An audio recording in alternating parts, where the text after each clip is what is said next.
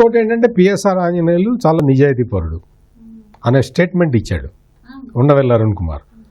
చాలా నిజాయితీపరుడైతే మరి నువ్వు జగన్మోహన్ రెడ్డి మాట విని దొంగ కేసు ఫైల్ చేసి దొంగ కేసు మీద నువ్వు ఒక అమ్మాయిని అరెస్ట్ చేసి తీసుకురావటం కరెక్టా ఉండవెల్లి అరుణ్ కుమార్? అది కూడా చెప్పాలి.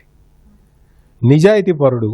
ఇది పిఎస్ఆర్ ఆంజనేయులు అవినీతి చేశాడని కాదు కదా ఈ కేసు పెట్టింది. ఒక తప్పుడు కేసుని ఆ కేసు ఆ కంప్లైంట్ ఎవరైనా కంప్లైంట్ ఇస్తే first genuinity of the complaint చూసుకోవాలి కేసు బుక్ చేసే పోలీస్ అధికారి.